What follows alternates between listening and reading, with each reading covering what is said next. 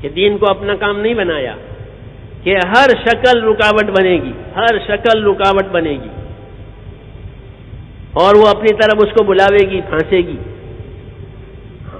پھر وہ کہیں کا بھی نہیں رہے گا۔ اصل کام چھوٹ گیا تو کہیں کا بھی نہیں رہے گا، نہ اللہ کے کام کا نہ اپنے کام کا۔ دونوں باتوں سے آدمی جاتا ہے، کیونکہ اس کو بڑے کام کے لیے بنایا ہے، وہ بڑے کام سے اس نے اپنی راہ ہی بدل لی ہے، تو اب جس راستے پر جائے گا میرے دوستو وہ کہیں کا بھی نہیں رہے گا، اور دنیا والے اس کو کہیں کا بھی نہیں رہنے دیں گے، ہاں کہیں کا بھی نہیں رہنے دیں گے، کیونکہ اپنے اصل کام پر نہیں ہے، اصل ذمہ داری پر نہیں ہے، دوسرے راستے پر ہے، تو اس کی ہمدردی کریں گے وہ بھی غلط کریں گے، ہاں ہمدردی جو کریں گے نا وہ بھی غلط کریں گے۔ ہم لوگ جب مدرسہ میں پڑھتے تھے عربی کی ابتدائی کتابیں عربی ادب سیکھنے کے لیے، تو اس میں چھوٹے چھوٹے قصے آتے ہیں، تو اس میں ایک قصہ تھا، یہ اس پر کہہ رہا ہوں کہیں کا بھی نہیں رہے گا، جس کام کے لیے بنایا گیا، جس کام کے لیے اس کو مقرر کیا، جب وہ اس کا نہیں پھر کہیں کا بھی نہیں، تو اس میں ایک قصہ لکھا تھا، یہ سمجھنے کے لیے کہہ رہا ہوں کہ ایک بادشاہ تھا، اس نے ایک باز پال رکھا تھا، شکاری باز جو جانور ہوتا ہے پرندہ، اسے پرندوں کا شکار کیا جاتا ہے، اسے تعلیم دی جائے، تربیت کی جاتی ہے اس کی، وہ شکار کرتا ہے، اشاروں پر چلتا ہے، ہاں شکاری جانور جن کو شکار کے لیے اس کو باقاعدہ تیار کیا جاتا ہے، اس کو تعلیم دی جاتی ہے، وہ شکار کرتا ہے اپنے مالک کے لیے۔ شریعت نے بھی اس کے شکار کو حلال بنایا، مگر اس کی شرطیں رکھی ہے جو کتابوں میں لکھی ہوئی ہے کہ اتنی شرطیں اس جانور میں پائی جاوے تو وہ اس کا شکار حلال ہے، مر جاوے تو بھی۔ اور وجہ اس کی یہی لکھی ہے کہ یہ شکار اپنی خواہش کے لیے نہیں کر رہا ہے، اپنے مالک کے لیے کر رہا ہے، ہاں تو خیر وہ تو کتابوں میں لکھی ہوئی بات ہے کہ کیا شرطیں ہیں، مجھے تو وہ قصہ سنا آپ کو۔ تو وہ شکار وہ باز پال رکھا تھا بادشاہ نے، شوقین تھا وہ شکار کا۔ ایک مرتبہ وہ باز کہیں اڑ گیا محل میں سے، اور اڑ کر کے ایک بڑھیا تھی اس کی چھپریا بجا کے بیٹھ گیا۔ وہ باہر نکلی بڑی بھی،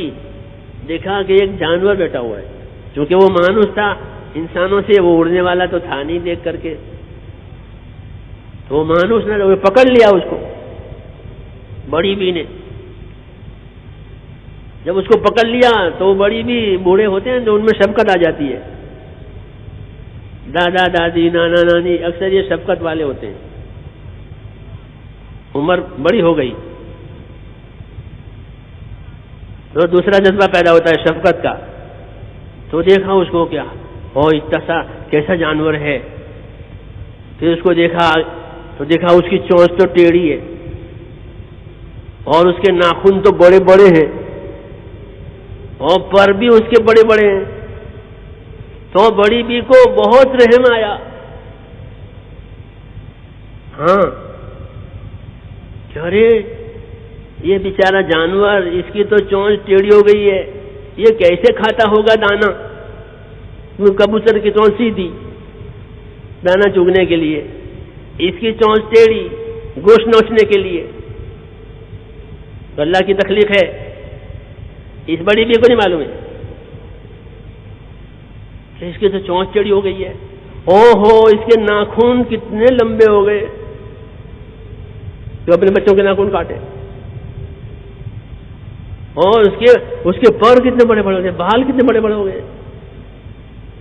تو گھر میں لے گئی اور چونچ بھی کاٹ دی اور اس کے پنجے جو تھے شکار کر دبوچنے کے وہ بھی کاٹ دیے، اور اڑنے کے جو پر تیزی سے اڑتا تھا کبوتر کے پیچھے وہ پر بھی کاٹ دیے۔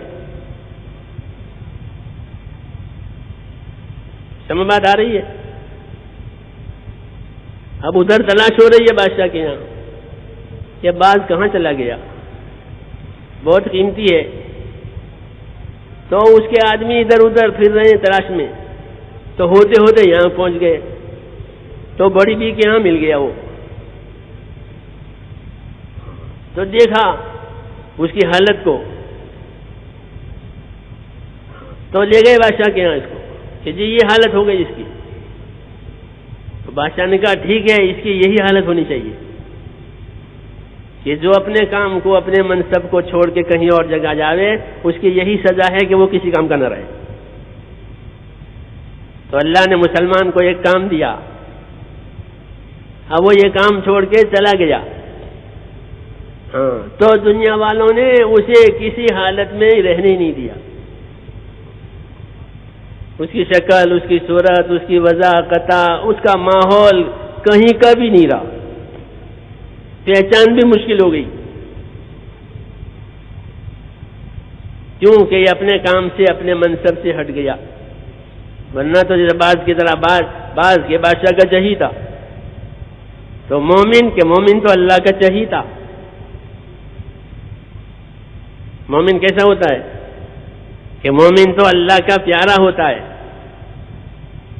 جی ہاں، کیوں کہ وہ اللہ کے حکموں کا پابند ہے، اس کے ذمہ کام ہے، اس لیے حق تعالی شانہ اس کے اعمال کو اوپر اٹھاتے ہیں، ہاں، اس کے اعمال اوپر اٹھائے جاتے ہیں، یہ قیمتی ہے بہت۔ اس نے عمل کیا کہ اوپر اٹھاؤ، اس نے کنکری ماری مینا میں کہ جو کنکری قبول ہوئی وہ اوپر اٹھ جائے گی، جو نہ قبول ہوئی وہ نیچے رہ جائے گی، تو اس کی تو کنکریاں بھی قبول۔ پرانی حدیثوں میں صحابہ نے پوچھا رسول اللہ اتنی کنکریاں وہ کہاں جاتی ہے؟ فرمایا جو مقبول ہوتی ہے وہ اوپر اٹھا لی جاتی ہے، جو نہ مقبول ہوتی وہاں پڑی رہتی ہے۔ اس سے اندازہ لگاؤ ایمان کی قیمت کا، کہ مومن جب اپنے ایمان کے تقاضوں پر چلے گا تو اس کے تو اعمال اوپر اٹھائے جائیں گے، اور اس کے اچھے اعمال کی وجہ سے عالم پر اچھے حالات آئیں گے۔ ہاں، یہ بتایا گیا، یہ تو ایمان والے ہیں، یہ تو ڈرنے والے ہیں، یہ تو تقاضوں سے کام کرنے والے ہیں، کہ ہاں ان کے اس رویوں کی وجہ سے ہم دنیا کے حالات بہتر بنائیں گے۔ تو دنیا کے حالات کا بہتر بننا، دنیا کے حالات کا بگڑنا، وہ دوسروں سے متعلق نہیں ہے، ہم سے متعلق ہے۔